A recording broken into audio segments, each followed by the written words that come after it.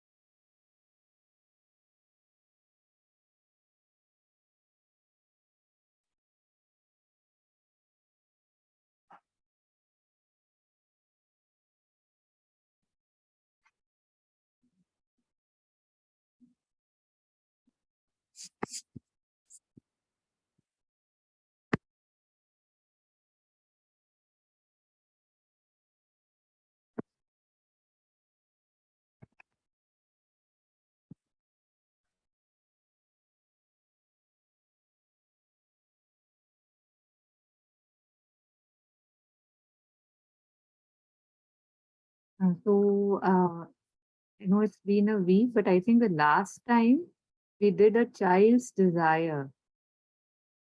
Does yes?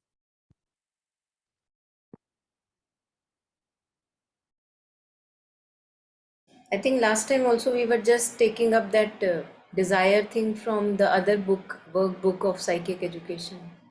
So Okay, okay. yeah, this one we didn't touch much, but yes, we started from this and then we moved to that detect the desire and disappointment and all that.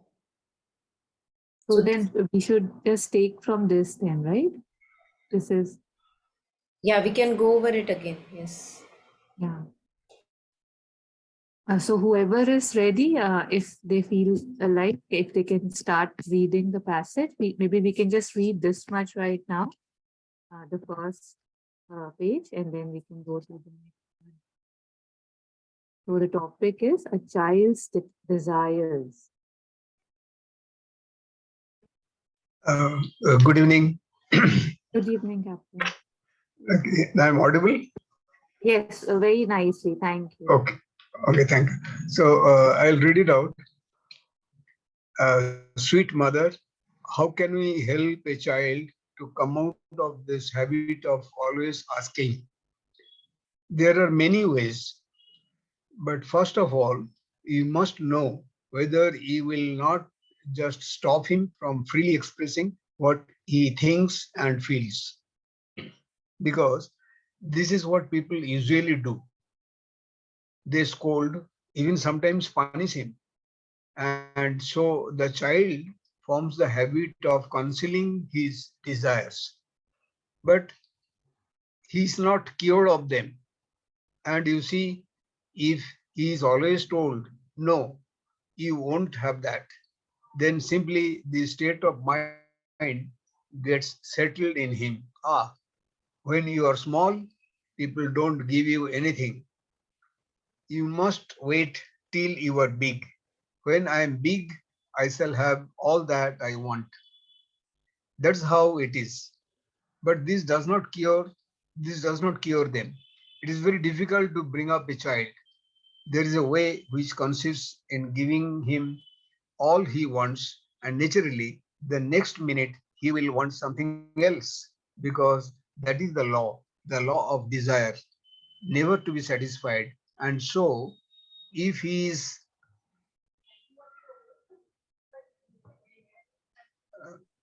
Should we pause here? I think we can just uh, pause at satisfied and take the next one. Or should we complete? Yeah, I think maybe we can complete, Captain. okay, Yes.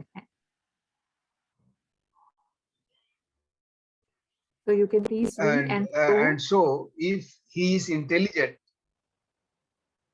uh, And so if he is intelligent, one can tell him, but you see, you insisted so much on having this, and now you no longer care for it. You want something else. Yet, if he was very clever, he would answer, well, the best way of curing me is to give me what I ask for. Thank you.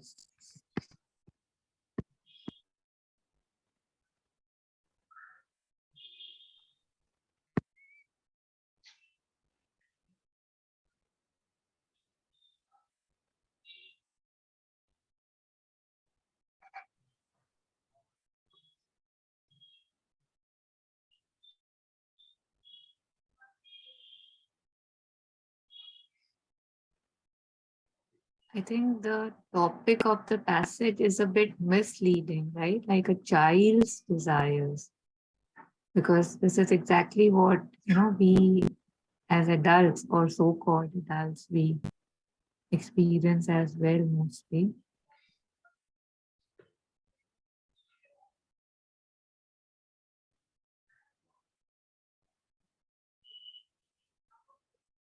So, any reflections on this?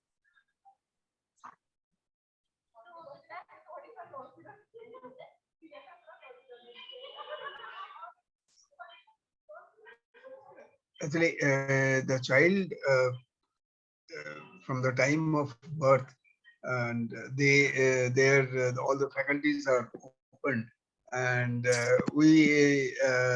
those who are taking care, particularly mother and those who are close by, always we try to interpret on our own way, and we think that whatever I'm thinking about my child, and that is true, and that is only correct. So in different way, actually, we put the child into that environment, or where the child start growing. So then, what mother says, mother has given only few examples in this, so that actually the child, they are in the purest form, actually, in the purest form, and they try to adjust with the surroundings, how where they have been placed. So their pattern, and they say up to 7 years of age they start growing, actually, all those patterns, nothing is fixed, and they are still studying, and trying to understand what is it and how it is and all this. And that is a way that the scientists or biologists, they have said that up to 7 years, there is one stage. At 14 years, there is one stage, and 21 years, there is one stage. So there are three stages they have divided. The first one is within 7 years. We have to create a congenial atmosphere where the child can grow in full in detail. That is why the mother has created the school, and even in Ramakrishna Mission, the sister Nivedita also opened the school. Actually, there all round, all the faculties of the human being are allowed to grow in a different way, and they are left free how the child grows. So that may not be possible at home when we are staying there and we are trying to bring up the child. That's, I think, it is my personal opinion, because that sort of atmosphere we cannot create. But yes, the parents, those who are educated, and those who know how to bring up the all-round development of the child, so definitely they will try their best, and they will give all those material which are required to grow for the growth of the child. So it's like and the last time when we were studying vaccine, it's very difficult. And Monica ji says that should not say that that means we cannot do that. Not that, actually, but yes, we have to very cautiously and very intelligently. We have to go that. We should not be demoralized. No, no, no, we cannot bring up the child. And yes, everything is possible. We have got that sort of capacity and know how to create that atmosphere where the child can really grow. Thank you. Yeah, thanks, Badalji. So I think as you were starting in the beginning, sharing that the topic can be a bit misleading, and it's not the other children that we have to talk about. It's us who are desiring endlessly. So I think maybe just look coming back home to ourselves and not talking about others, because of course, a child, if we are rearing up a child, he is very much influenced by how desirous is the caretaker. So if the caretaker is too desirous, too consumerist, automatically the child will get influenced. So let us talk about us as a child of the Divine Mother, that how we are desiring endlessly, and there is really no end. I was just reflecting on it. There is no end to our desires. Like there is this beggar within who just can keep on begging, and there must be a purpose to this endless desires, because all our desires can be only turned to the infinite, to the divine.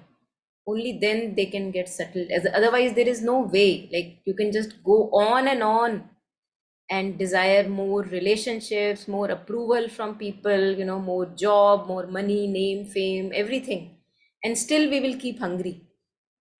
And that's why Mother says that bank only on the divine and nothing else, because all that you need can be satisfied only in the divine. So for us adults, since it is us discussing this passage, I think it's important to bank upon the Mother, Aurobindo, or whatever we worship or we have reverence for. And the first part we had already a bit touched upon in the aspect of children last time. So I would say not going there, because I think it's very misleading. We get into some other territory and it doesn't affect our day-to-day life. So I would request us to go a little down, if we can, maybe towards the end of the passage.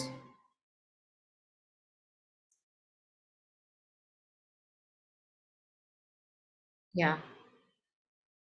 So I would read up the next one, because this one we had discussed shortly. It was only an overlap that we were taking today. And then it would be nice if one can read these two, the last bit.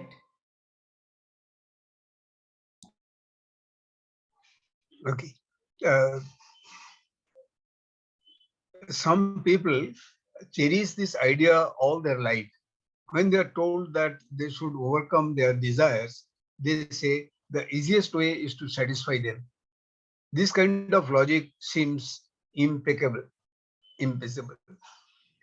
But the fact is that it is not the object desired that has to be changed. It is the impulse of desire, the movement of desire. And for this, a great deal of knowledge is needed. And this is difficult for a very young child. Yeah, Should I read for? yeah, I think it's good to take a pause here. Thank you, Badalji. Okay. So I think this is Mother is talking about just uprooting and looking at the impulse of desire. I think that is very important. At other place, Mother also talks about that when you are in pain, instead of distracting yourself, go to the root of pain. So Mother says that many a times pain or anything is happening to us, not only physical pain, talking about all kinds of pain, mental, emotional, wherever it can come from. And Mother says that we are so good at distracting ourselves. Really, we are very good at it. So we pick up a phone and maybe share our dard or pain to a friend. Most of the times that's what we do. It gives a certain relief, so it must have a proper place, I think. But it does not uproot the root of pain. I mean, it doesn't take me deeper into myself. So Mother says that if you are in pain, go to the root of it. So the same thing Mother is talking here also, that she says that it is not the object desired. So I may be desiring a person, I may be desiring, a job, some name, some respect, some approval in life, anything. So it's not the object that I am desiring that has to be changed, it is the impulse of desire. So because the moment I get into this desirous mode, I'm slipping back into my ego consciousness, the begging within, operating from a sense of lack. I can't feel gratitude then. You must have seen, all of us, whenever we are really desiring very strongly, something we are missing in our life, that this must happen, this must happen. At that point of time, I can't be thankful for my breath. I can't feel thankful for the life I have been granted, for the clothes I may be wearing, for the people I may have in life. I can't feel thankful. So because it's almost like an obsession, it's like, bhoot, like a really kind of a ghost that gets on you. And you feel so uneasy because it's not the real you, it's the egoistic consciousness which has overpowered you. It's not the true self. And that's why if you have really desired, I would actually ask everyone to look at our desires, because if you have truly desires, really desired at one point of time, have you also noticed the sense of unease it brings? Not like simmering kind of a desire, nothing, not like that, really like passionately desired something, then you feel how much unease it brings. It also may bring the excitement when you get that, when you, maybe you are waiting for a job, some dream job to come to you, and that will make me fulfilled and everything. The moment it arrives, it's like really you, the first movement is excitement, but we also know that how easily excitement fades away. And very soon the same job brings disappointment. This also we must have seen. Same job, same person. So we never look at this structure of how desire operates, that the same person actually I was desiring a few years ago or months ago, now I have got it. That person is right in front of me, that job I am going every day, but it's not giving me what I wanted. Same with every desire. So I think one has to really, this is what we come to again and again, one has to get disgusted with this swing of up and down and up and down. It's so draining. I have really suffered so badly because of that, so I can really sharing a lived experience, that last time Badalji was asking that how difficult it is to give up a desire, but I was sharing that if you have really suffered, really desired and really suffered, then you would not go back to your desiring self. It may overpower you, that's a different matter. It may overpower you, but then you would not listen to its dictates, because you would know that how up and down and up and down, like you're like, I don't know, I don't have a how do you do that, like tick tick tick. I maybe a word has to be devised for that, really, like you are beaten. I have been beaten, Just so like I'm, yeah. maybe pendulum. I don't know. I want an intense expression, so pendulum is too soft. But yes, something like that, yeah. So that has to be uprooted, the impulse of desire, once we have suffered enough.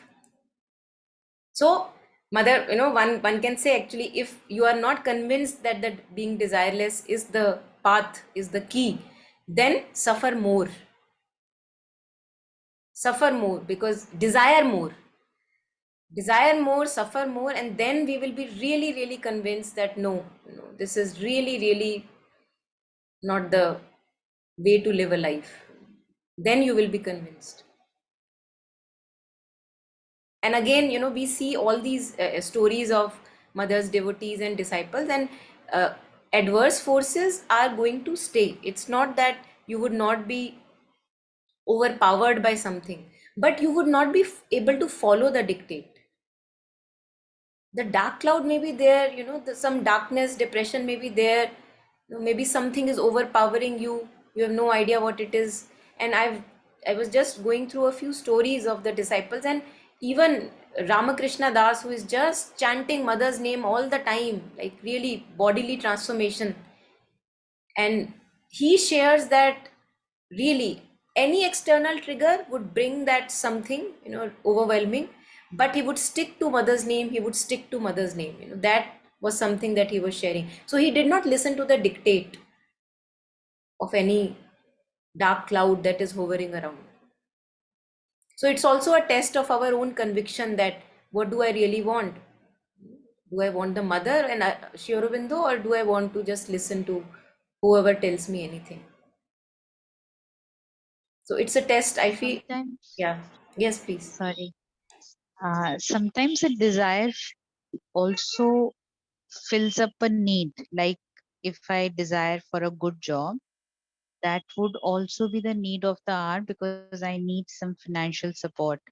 So there comes the intellect telling me that yes, this desire is necessary, because when I, like, without desire, if I am just very calm about it, somehow I feel the lack of energy, to put into it, put into the efforts of looking for a job. So I don't know how to cope up with that. But when I'm in, like, when I'm with lot of energy and my brain works faster, then I look for jobs and I apply and I know where I have to look into, what I have to improve upon, and I have to work on myself. There are certain things, certain courses, I search for them. But otherwise, I just, very, very calm about it. I'm just, applying to a few jobs and waiting what is there coming to me. So it feels confusing. I don't know whether the energy comes from that desire, or I don't know how to Yeah. look into it. So I think the way we usually live, it's very hard for us. In fact, I was also talking to somebody few months ago, and we were talking that what is a life without desires? And is there a life without desire? Like you're like, so that's our image, because we don't have the taste of it. So we are, so imagine a person who has never tasted something which, so for example, something that never grows in India, and somebody is talking about it, and I'm trying to make sense of it. Okay, how does it taste? Does it taste like a chiku? Does it taste like an apple? Because that's all what I have tasted. So this person is telling me something different, like absolutely different, and he's not able to explain it to me. And why? Because I am always relating it with all my past experiences. Chiku, roti, dahi, all that I have tasted. So living a life without desires is not what is my imagination. So that's why, if you are not, and that's why desire is a helper, desire is a bar. Why? Because desire moves the tamasic ego. Good for you to desire, good, desire, apply. Also face the disappointment, because wherever desire is there, disappointment will be there. That's the key. Last time we were discussing, mother has given us a key. So wherever any intense vibration is there, that is a desire. Intense vibration. While if I'm just totally banking upon the divine within and parallelly doing the right work, then slowly the intense vibration can't grip me, because I am in the grip of divine now. So so if I am veli, it's like I'm unemployed, I'm not gripped by the divine, then I will be able to be gripped of anger, jealousy, ambition, sab kuch aa jayega, in to take me in the grip. But if I am banking within with the divine, doing the right action, whatever is the proper unfolding of my truth, and we cannot imagine, so we have to let go of all mental constructions here, that what will be a life without desires. It's like we can't touch that without really living that.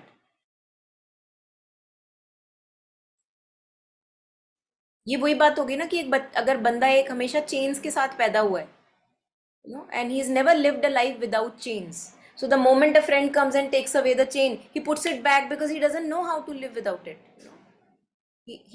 So there will be a discomfort in the beginning. So when I take away the chain, there is a discomfort. You feel uneasy, maybe a bit, for for some time. But then you have the freedom. Wow, now I'm feeling so light from the chains. So almost like that, that initially when we are embarking upon the path, it feels that uneasy without desires, something is wrong, something is miss. But when we taste a life without desires, banking totally upon the unfolding of life and the divine name, then we see that that freedom you never tasted before. It's freedom to be without desires, because nobody can chain you. Imagine.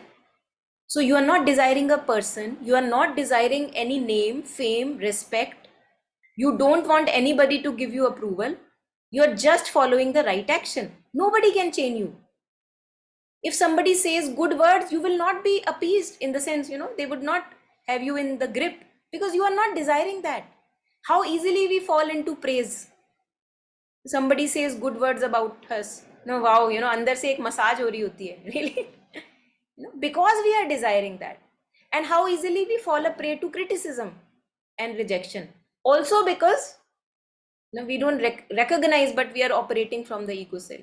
So all this is a mukti. That's why Aurobindo uses the word Jivan Mukta.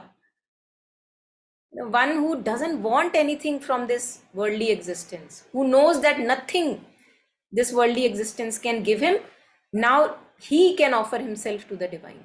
He knows that's the best way to live. So it's actually really a free kind of a living.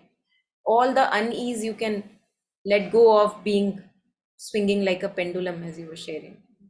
Yeah, I think I've reiterated enough all my. Thank you. Thank you so much. Thank you.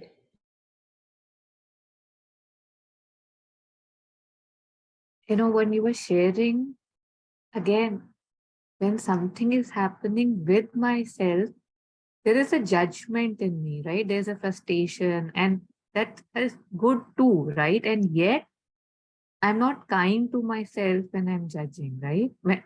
So if I see myself desiring, and of course, there must be some seed in me left which needed to get out.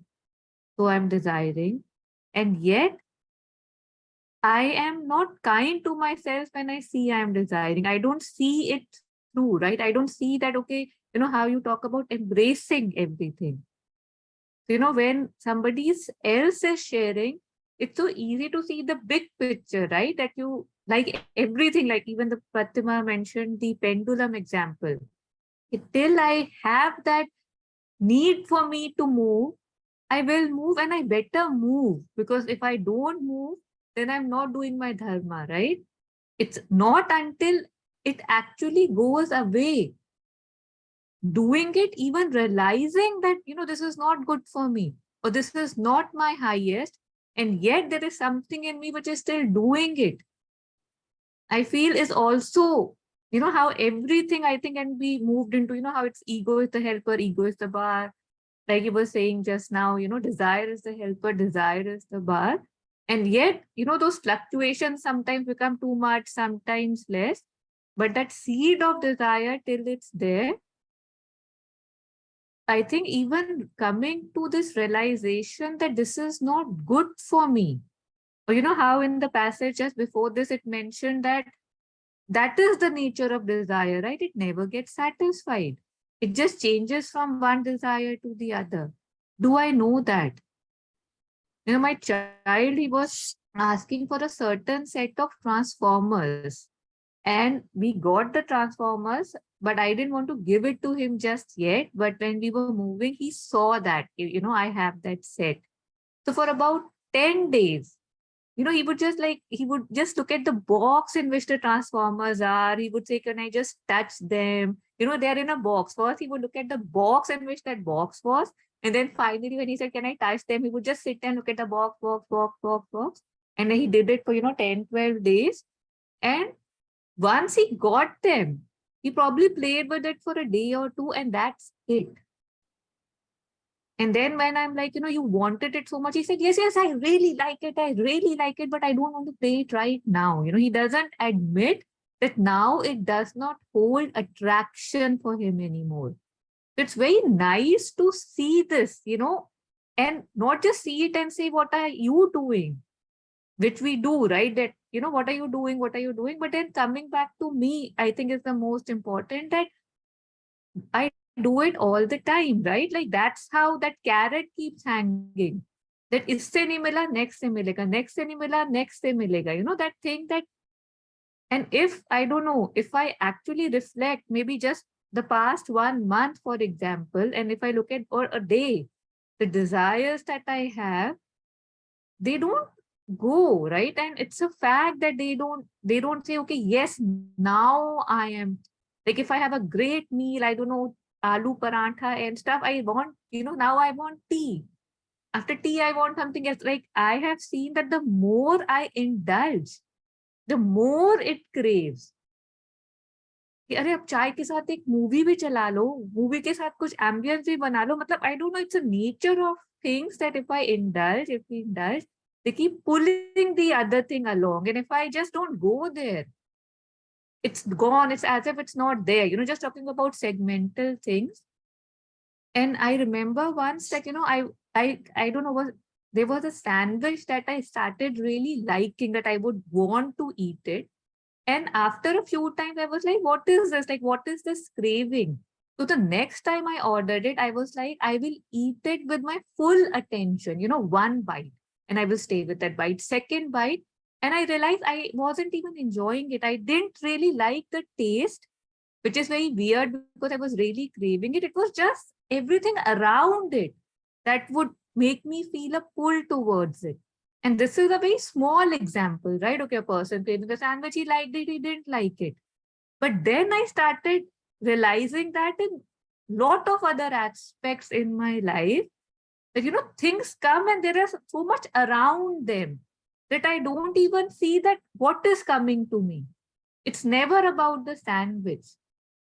Because if every time I have eaten a sandwich with full attention, asking myself genuinely, sincerity, I think is the word, like you were saying, I don't like it. I am not really into it. And yet, in my false perception, there is this air that I want it. So I'll stop now. Just that thing that if I don't even know that this is not doing me good, how will I stop? Right? Like the first realization is a recognition that is it doing me any good? Has it ever done me any good?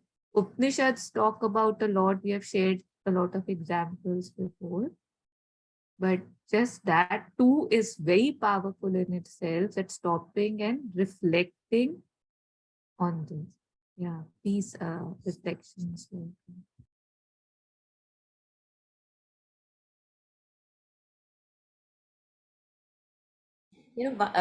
When you were sharing, it was coming that many a times we see that each one of us has a specific set, I would say, maybe of desirous patterns, and they show themselves in loops again and again. And there is no logic to it many a times. Like you can say, oh, I have suffered, doing this or whatever, demanding this again and again.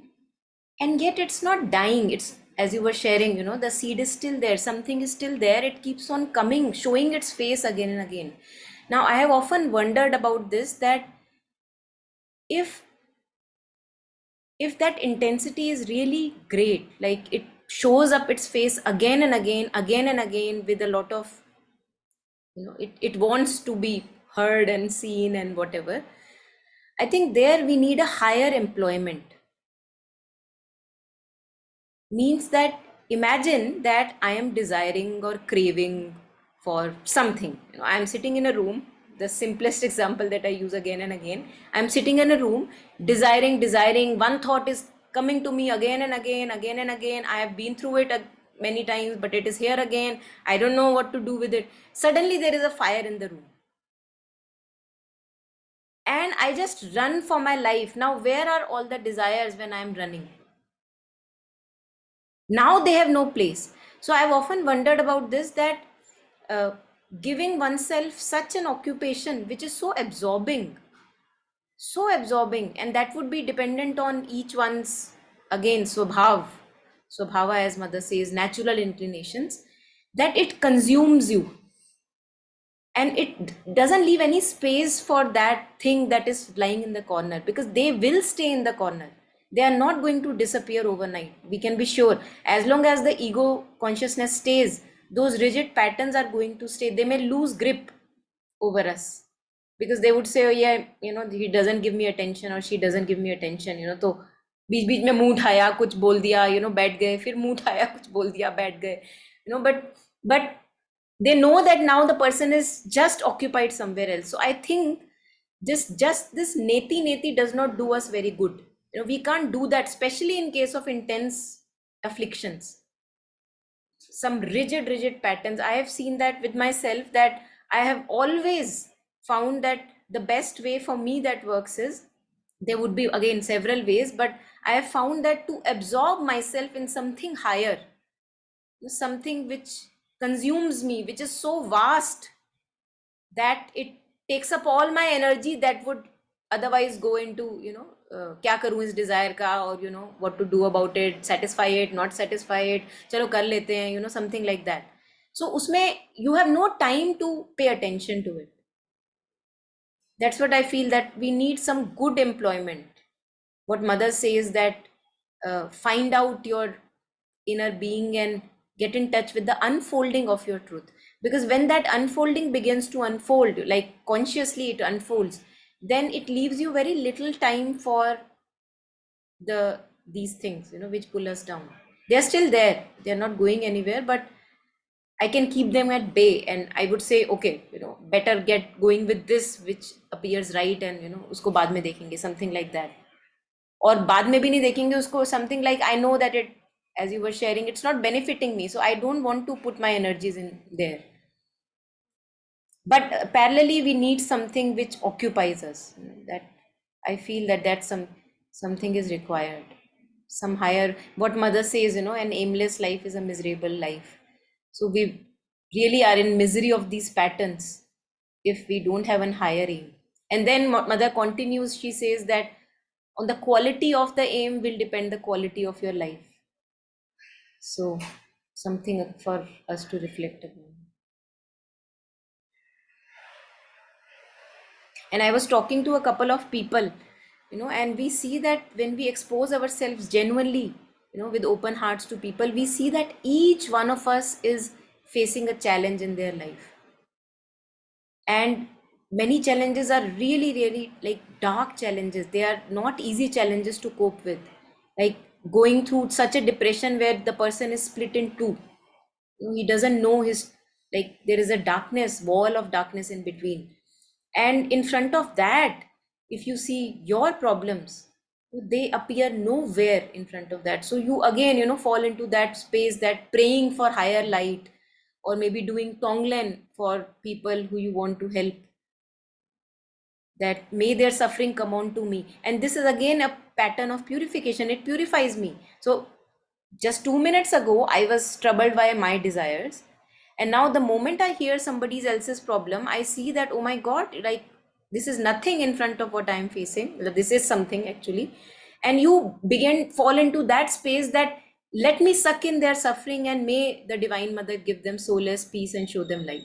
So again, purity, that you don't want anything for yourself then when you see so much happening. So I feel this expansion of mind also helps, interacting with people and going out in the world and really looking at our lives, that nobody is having a simple life. There are patterns which are entangling and doesn't come easy to anyone. Yeah, Taru, you were sharing something. I just continued.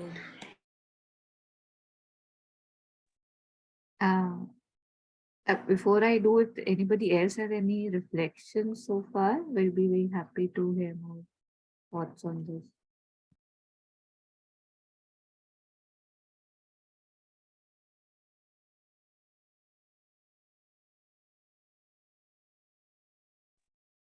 Okay. Yeah, I was just sharing that, how mother says that, how do we know whether we are desiring?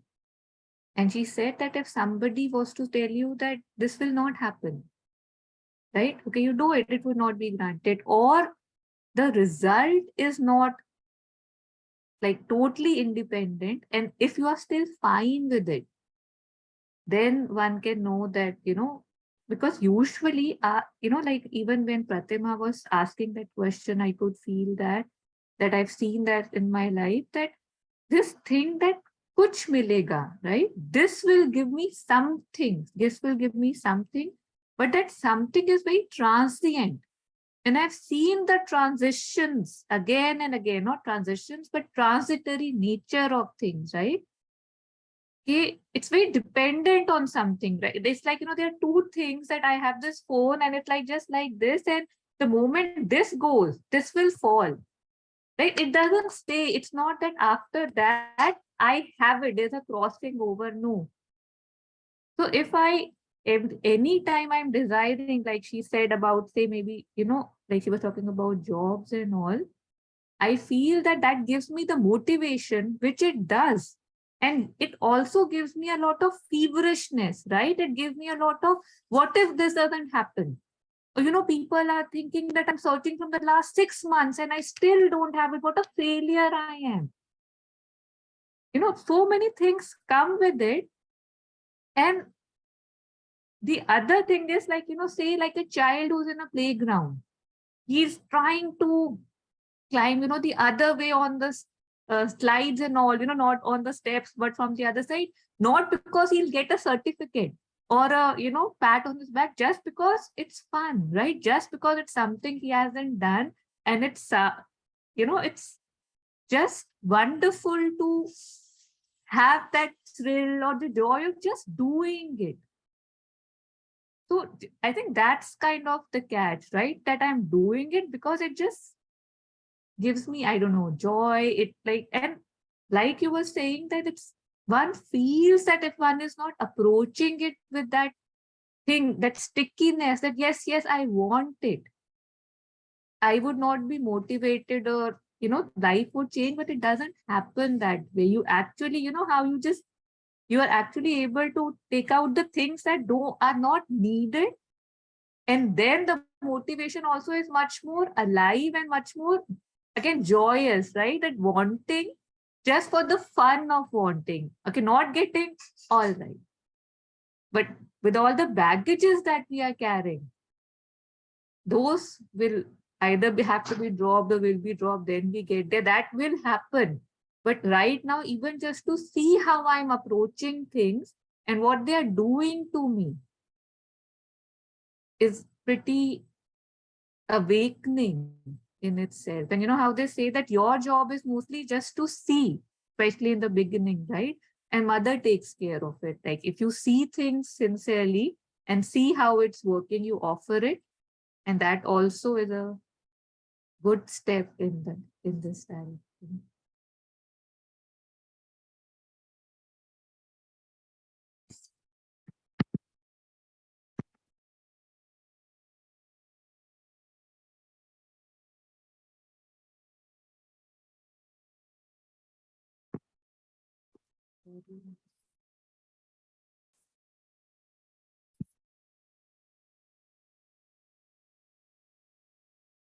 So should we take up the next paragraph?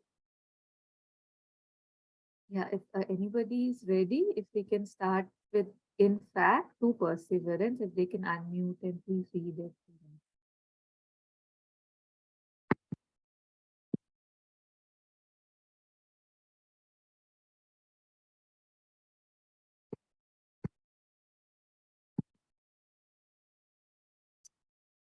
Should I read them? Okay. In fact, perhaps one should begin by shifting the movement to things which it is better to have from the true point of view and which it is more difficult to obtain. If one could turn this impulsion of desire towards for example, when a child is full of desires, if one could give him a desire of a higher kind, instead of its being a desire for purely material objects, you understand an altogether transitory satisfaction. If one could awaken in him the desire to know, the desire to learn, the desire to become a remarkable person, in this way, begin with that. As these things are difficult to do, so gradually he will develop his will for these things. Or even from the material point of view, the desire to do something difficult, as for example, construct a toy which is difficult to make, or give him a game of patience which requires a great deal of perseverance. So stopping here right now.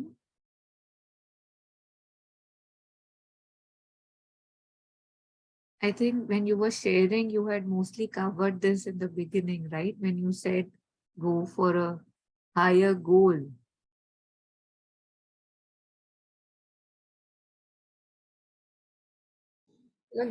Today I was doing some work and Alokda was talking about how to develop, I think, will, how to develop,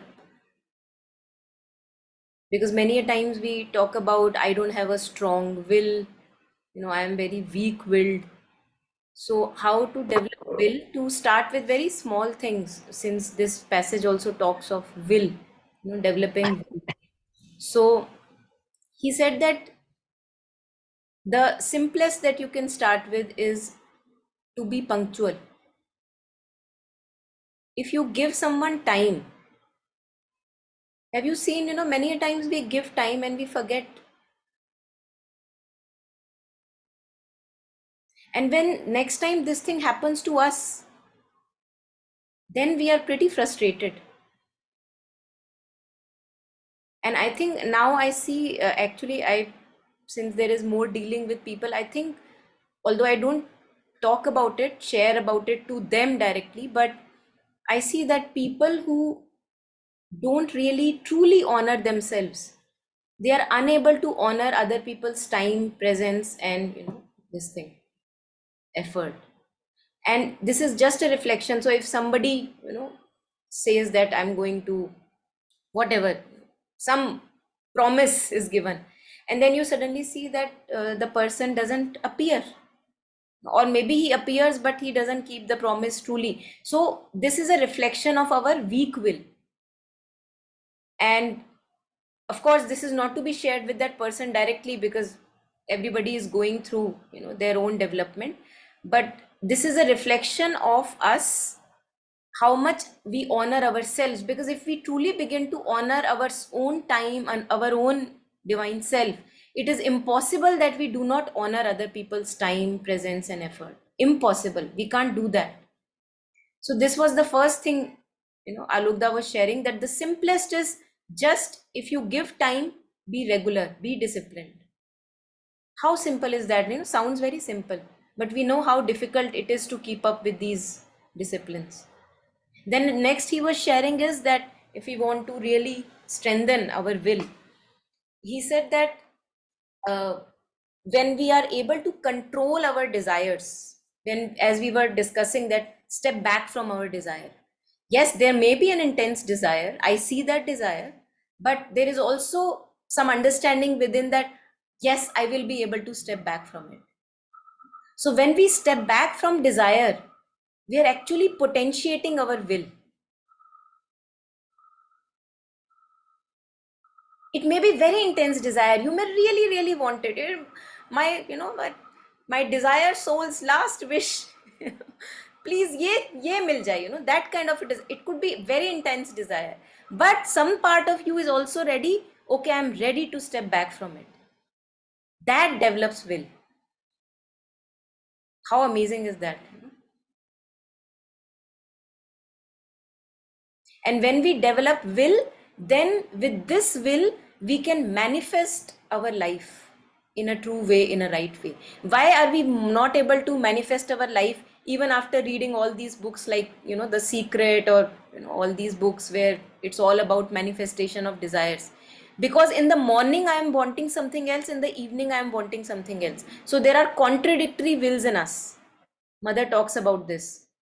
So we have to unify our will. So all these blows and disappointments and experiences that we get in our life, I think they also have a true purpose, because they let me know that, is this really I truly want? Truly I want this? Really? If nobody was giving me any money, respect, anything, recognition, would I still do it? So this is how we unify our will. That it's the call of your true being. That yes, if no one gives you recognition, even then you would turn up for this thing. That's the right thing for you. So he was talking about this gathering of will, using it for little things. Then he was also sharing about body and speech, like speech. He said that if you again want to develop your will, strengthen your will, tell yourself that you would not say any spoken word which should not be said.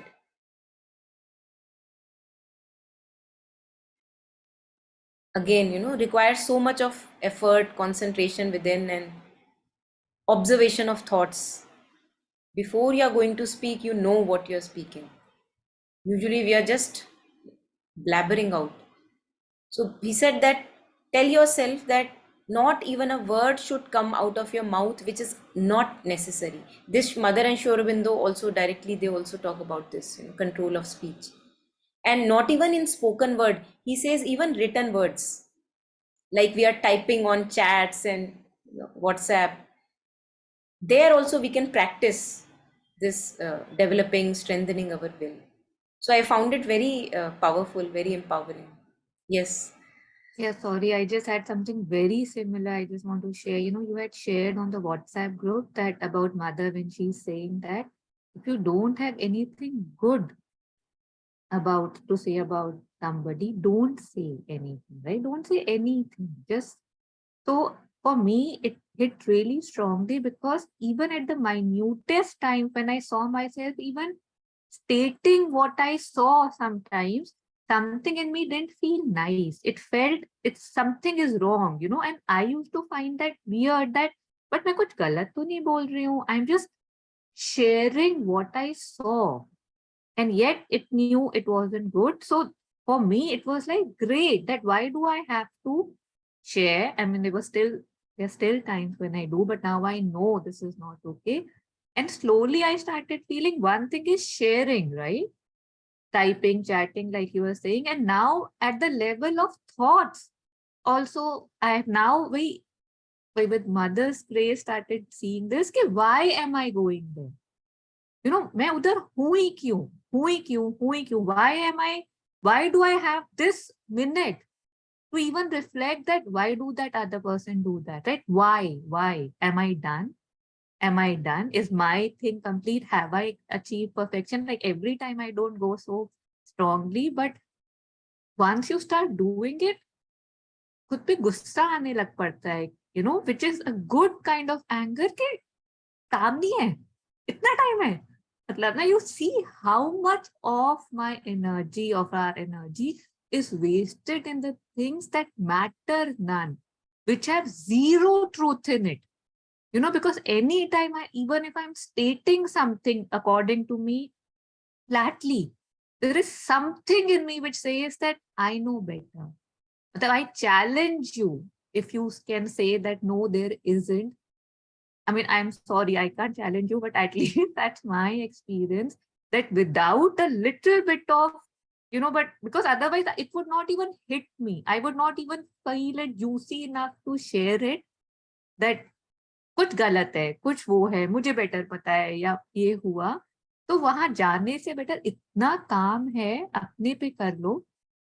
So that was very, again, I just wanted to thank you again for sharing it, because that I felt a lot of change in me from the moment I read that. Like nothing new. And yet, how things hit you when they hit you. And one very small another thing was when you were sharing about, I think Sarda ji unmuted. I'll let her go first. Sarda ji, please, while we are on this topic, you can share. No, Taru, you complete it, then I will share. Yeah. Oh, I just forgot what I was doing. You can go now. I'm so sorry. Sorry, Taru, I stopped the flow. Yeah. See, just now you were sharing. Can you hear me? Yeah. Just now you were sharing about, so aapka ho gaya kya? So why are you thinking about the other person? This happens since 2 weeks. I started practicing, why do you want to talk about others? Mostly it will not be good. If it is good, definitely will not expand it for long, explain it for long. And since 2 weeks, I have been practicing and trying to follow. And today, when I was speaking to my husband, I was about to say something, then I stopped. Then he said, "Why are you stopping?" Then I told him, "No, no. See, I wanted to say something which is not nice about them. But when I formed the sentence, it was about to come. Then I became very alert. Then I stopped. Then I changed the sentence. I told him. Then he was asking me, "Why do you want to start and think? Why can't you think and start the sentence?" Just now it happened. So I found it, very interesting. Why we are not able to think and talk? Why we are not able to select words which are, good only? But, somewhere this ego is getting affected. As you rightly said, sharing. Sharing means talking bad about others. Whichever is the defect in others, we want to share with them, with anyone who are close. So I was seeing that I was able to identify that pattern is there in me. It was beautiful what you shared. Thank you. Yeah.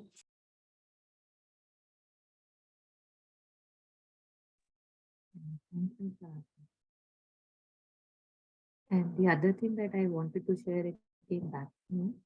Uh, when you were sharing about how when we are able to stop ourselves, right? Like I want to go in some direction, like Sadhji was sharing. So, I clearly remember the first time when I was about to say something not very good about somebody, and a voice inside me told me, don't go there. And I listened.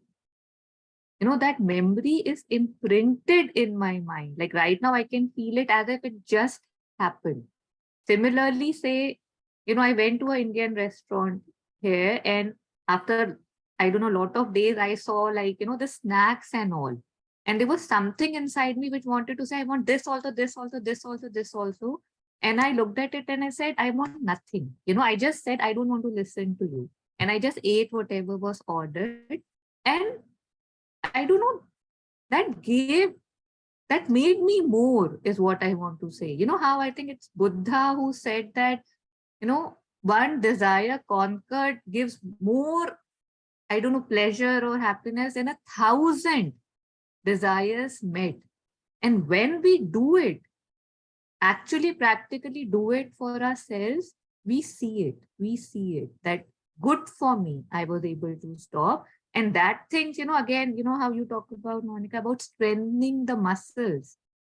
I feel it every time I'm able to stop, it makes me much stronger for the next time to stop myself.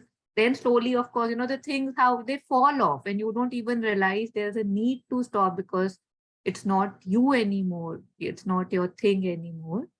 And yet it's beautiful every time you're able to say, no, I don't want to go there, and you don't go there. Just wanted to share that because it's good to, kind of feel that thing that yet it's possible and it's beautiful. Thank you.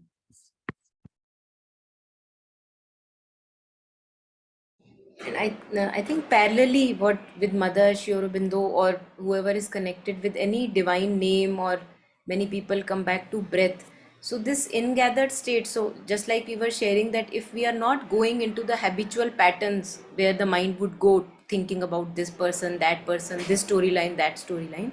So if the mind is not going there, parallelly we can have a lot of empowerment by bringing the mind either with the breath, or with Mother Sri Aurobindo's name, because these are not just empty names; they have power. These names have really, really a lot of power. Each divine name has a lot of power. So when Mother says that people who are actually in gathering their consciousness with a divine name, mantra or a divine name, they have a protective armor. Mother talks about it. So parallelly, we can give ourselves a better employment, which we were talking of. That if I'm not engaging in the habitual patterns, I've understood that they are not good for me. So not going there, that's a beautiful understanding. And parallelly giving us a beautiful employment. And this can be done wherever we are. We may be standing in a queue, we may be lying on a bed. So it doesn't require any tool. Like the only tool is yourself, your mind, which is always we are carrying.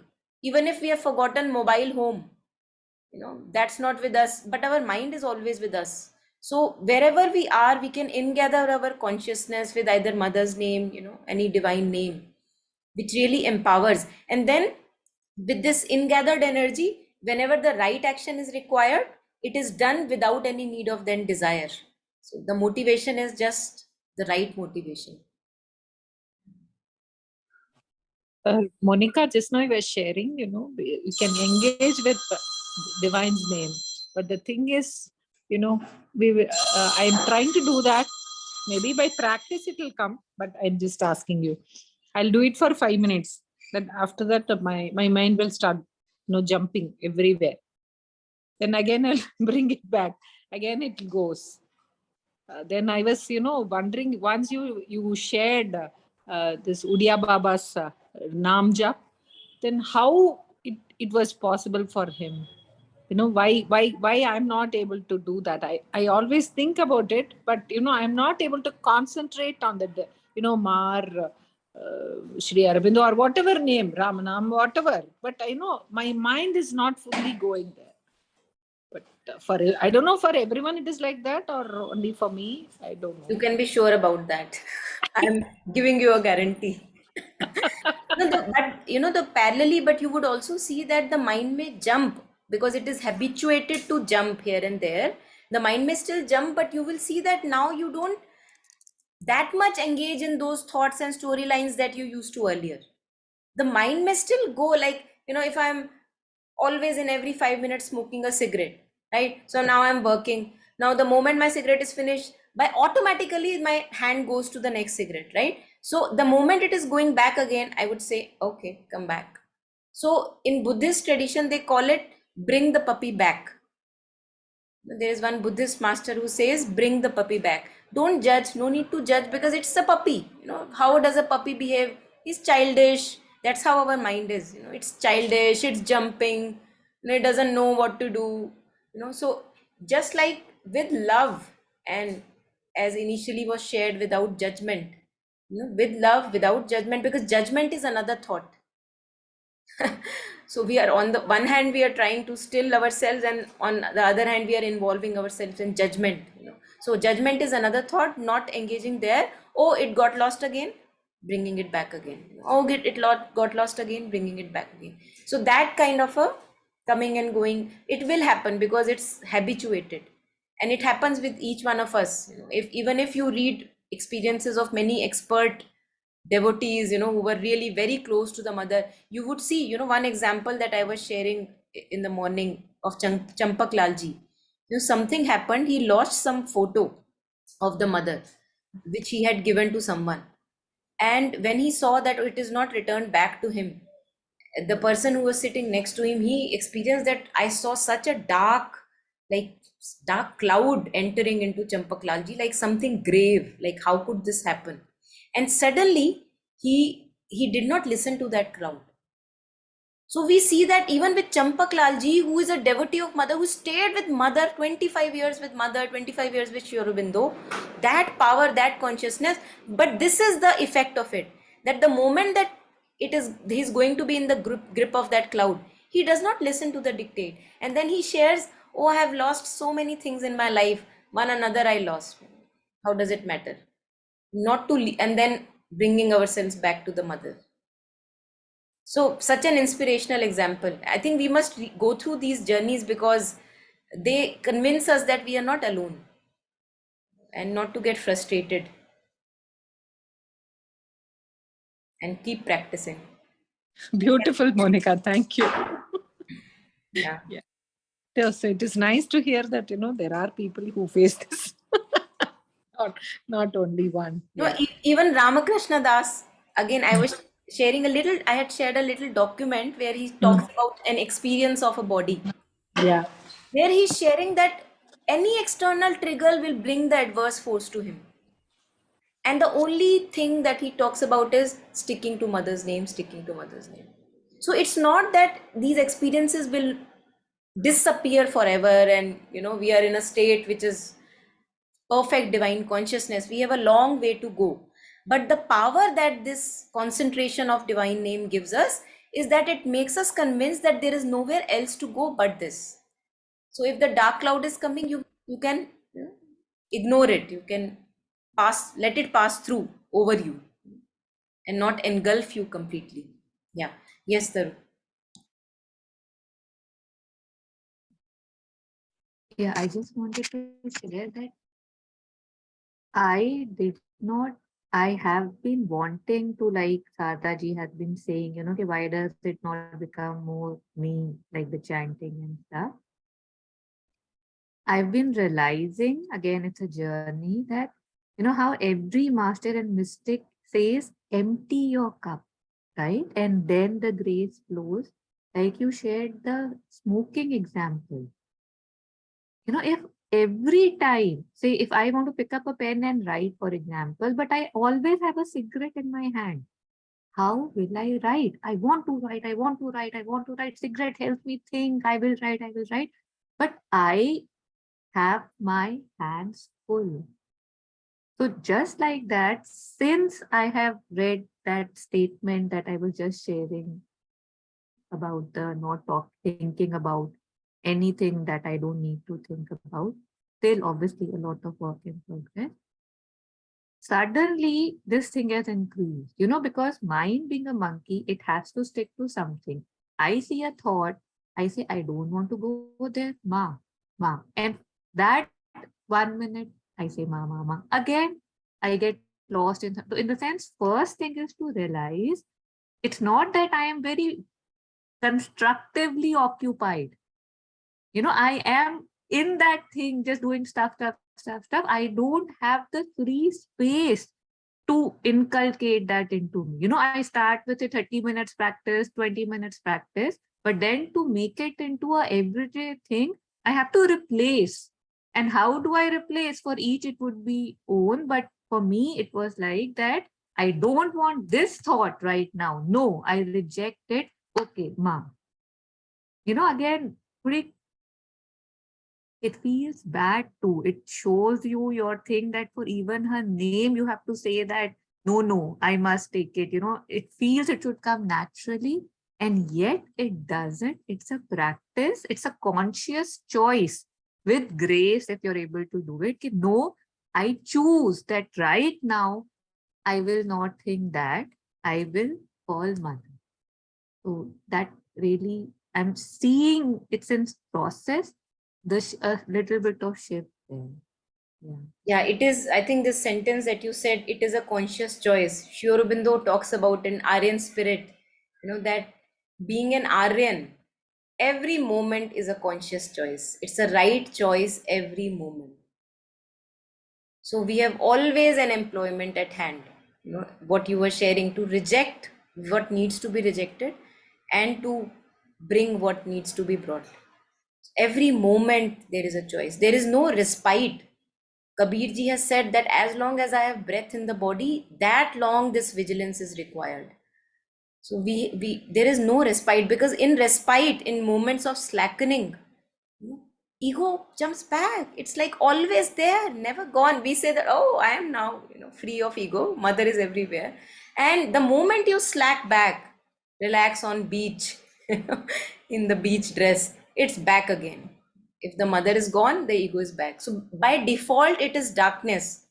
we see in the story of creation. So this, what you shared, I wanted to really, thank you for sharing that. That right choice each moment.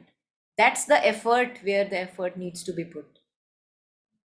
And we see that when we are making these right choices, we see that our energy changes. The shift, we see a shift is in consciousness. So many a times we are very drained in energy, hardly any energy left for 5 minutes meditation, sleepy feeling afterwards. But when we constantly make this right choice that you were talking about, then we see that meditation doesn't make us that sleepy that soon. It's like we are able to be in an ingathered state, and we begin to enjoy that ingathered state.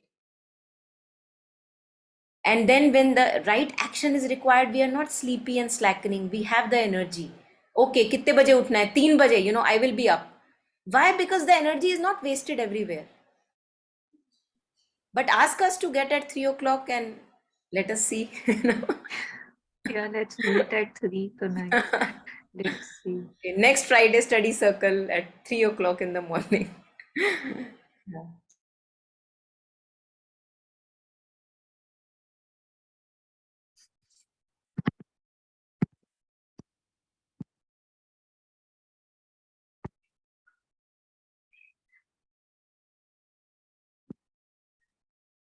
Yes, Priyanka.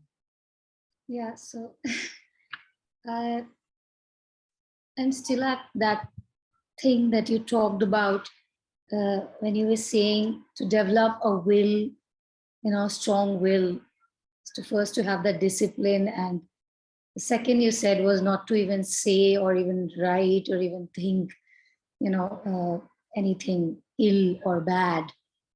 And a very, an experience that I've been going through couple of days, we all are exposed to so many situations in our life, so many people we are exposed to, and some of them don't leave a very good taste. And we feel we have ill feeling towards. And then there is a thought which comes and grips us, and we keep on thinking about that person. And we don't know how badly we get gripped, because brain starts firing, and it's a vicious cycle. It just goes on and on and on, and we have totally proved ourselves that how bad that person is. Very recently, this particular thing I went through, and I exactly did the same, and this was creating a lot of unpleasantness within me. I wasn't feeling nice within my own self. And this is not the first time. Of course, there's so many times it happens. But why I'm talking about it now is that I discovered something within myself. That while I've been feeling bad, though I've been so convinced that what my mind is trying to tell, that is the right thing. Yes, that person is so and so is like that. Yet I'm not feeling so good about it. Probably because at the level of the spirit, we are all one. So if we are thinking ill about anybody, it is thinking ill about one's own self only. So I didn't want to stay with this feeling. And while I was in the mornings, while I was in meditation, while I was meditating, and it just automatically happened that I started sending mother's energy blessings to that person. Now it just came as a thought. I think it's all the grace, all her grace, all the divine's grace. So you have to just do something, certainly, and what has to happen happens on its own. So this was just a revelation, a realization, a strong one. I started doing that, and I've been doing it for a certain number of days. I mean, I've just been doing it. And I realized that over a period of time, while I was doing this, sending blessings, I myself, there's something within myself changed. I started feeling more at peace. There was, that same person was a bad person. Now that thing started dissolving and it came into a neutral zone. I won't say that person became suddenly very good, but it came into a neutral zone, and some I started feeling more likeness. And so what I changed within myself was very peaceful, very empowering for me. But what happened at the other end was also something worth noting, because when I met this person recently again, I could sense a certain different energy. I mean, there was a mutual love. And I said, we manifest it, we create it, and how powerful we are. We are so unaware of it that accidentally we are doing so much because we are not aware, but we are doing it, still doing it through our thoughts. If only we become aware, how much more beautiful our life can be. And जिसके बारे में सबसे ज्यादा बुरा feeling आता है, उसी पे सबसे ज्यादा अपनी प्यार की एनर्जी भेजो, लव की एनर्जी, और जैसे भी जो भी whatever you call God, divine, mother, Aurobindo, Baba, whatever you call, so probably bring him, ask, seek his grace and send that. That is a double-edged, that has an effect not on the level of your own being, but you're changing the energy field of the other person. It is. So this was one thing that while we were talking today, it was constantly, I was thinking about this, how beautiful this has happened. So just little thing that I wanted to share. Yeah, thank you. Yeah, thank you, Priyanka. I must say you have a way with words, like you're able to express something really beautifully without losing its, essence. So congratulations to you. In one of the sessions, I think Jet Sunmala also shared about, I don't think it was Sister Teresa, but there was an example of a nun in a nunnery, how she was kind of not okay with one of the other nuns, and how she transformed that not okay into pure love, and things just changed. I'll share that in the group, the video. I'll find it and share it so that we can all hear it, because hearing it from their mouth, it's more enlightening and transforming. So I think we'll end it here today. I have to go somewhere. And so we'll take up the same passage, the last para, next time. So unless there are more reflections, I'm very happy in case there are. So no reflection, but just one thing. Monica, you were telling about 3 things to develop a will in us. So the third thing, I'm still waiting to note down in my diary. You talked about the discipline, and you talked about not to ever speak ill. And there was a third thing too, or did I hear it wrong? I think I talked about first stepping back from desires to develop will. Yeah, okay. That was first, then control of speech, control of thought, control of even written word. And then one example that Alokda was sharing was to be regular and disciplined. So if you have given time to someone, you stick to that time. Yeah. Yeah, so these 3 things I heard, and that's what I was sharing. Beautiful. Thank you. Thank you. Thanks, everyone. Thank you. Thank you. Bye. Thank you, everyone. Bye. Thank you so much. Beautiful session. Thank you so much. Yeah. Thanks, everyone. Bye-bye.